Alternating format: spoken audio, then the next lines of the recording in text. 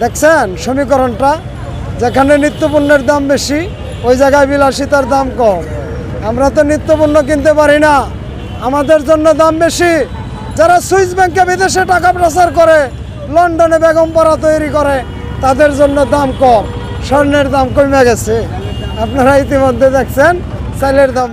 যে ব্যাংকের টাকা একজনের লোন নিয়ে ইন্ডাস্ট্রি করছে, উনি হইলো খেলাপি, আর আমাকে কিস্তি দিছে। আমি যদি মারা যাই আমার লাশ ডাক্কা থেকে ওদের কিস্তি পরিশোধ করতে। জাতীয় ঐক্যমত কমিশনের সব শ্রেণী পেশার মানুষের অংশগ্রহণ করার সুযোগ দিতে হবে, কারণ এখানে শ্রমিক সংখ্যা বেশি, এখানে শ্রমিকদের কোনো প্রতিনিধি নাই, আছে শুধু সুবিধাবাদীরা।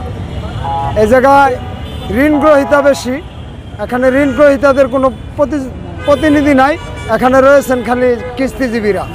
এই যে কিস্তিবিদরা আমাদেরকে যেভাবে জিম্মি করেছে, আপনারা দেখছেন যে ব্যাংকের টাকা একজনের লোন নিয়ে ইন্ডাস্ট্রি করছে, উনি হইলো খেলাপি, আর আমাকে কিস্তি দিছে। আমি যদি মারা যাই আমার লাশ ডাক্কা থেকে ওদের কিস্তি পরিশোধ করতে হবে।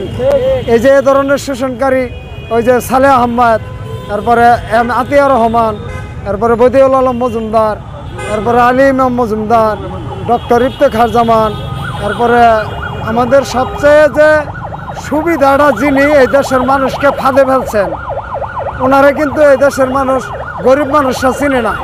ওনার নাম ডক্টর দেবপ্রিয় ভট্টাচার্য। এই ভট্টাচার্য এমন একটা ফাঁদে আমাদেরকে ফেলেছেন যে এই স্বাধীন হওয়ার পরে ওরে অর্থনীতি সংস্কার করার দায়িত্ব দিছিল। এই লোক খুব তড়িঘড়ি করে অর্থনীতির একটা আমলনামা পেশ করে দিয়েছে, যেখানে শুধু সুবিধাবাদীদের সনদ তৈরি করা হয়েছে, কিন্তু আমরা যে গরিব আমাদের অর্থের কোনো হিসাবই করা হয় না। এই দেবপ্রিয় ভট্টাচার্যরে অবিলম্বে ওই সংস্কার কমিটি থেকে বের করে জাতির সামনে জবাবদিহিতা না করলে এই ঐক্যমত কমিশনে কোনো সুস্থ কমিশনে আশা করা যাবে। অনেকদিন পরে হলো আমাদের দায়িত্ব নিয়েছে, কিন্তু অন্য একটা সমস্যা ইতিমধ্যে হয়েই গেছে।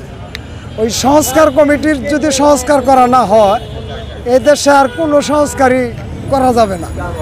আগে ওই সংস্কার কমিটিকে সংস্কার করতে হবে। ওই সংস্কার কমিটিকে সংস্কার করে যদি সুস্থ একটি কমিশনের মাঝখানে নির্বাচন কমিশন পরিচালনা করা হয়, তাহলে দেশবাসী গণতন্ত্রের স্বপ্ন দেখতে পারে।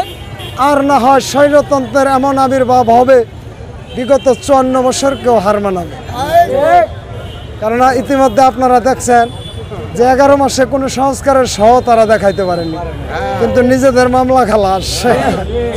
নিজেদের মামলা কি খালাস। এখন উনি দায়িত্ব ছেড়ে দিবে, মরার আগে দুর্নীতির কোনো জব নেবে না। 666 কোটি টাকা ইনকাম করেই ফেলেছে, 11 মাস রাষ্ট্রীয় খানাদানা ভোগ করছে। এখন যদি ক্ষমতা ছেড়ে দেয় লস কার হবো? এই যে গরিবের হবো। চালের দাম অলরেডি বাইরে গেছে, চালের দাম বেড়ে গেছে, স্বর্ণের দাম কমে গেছে।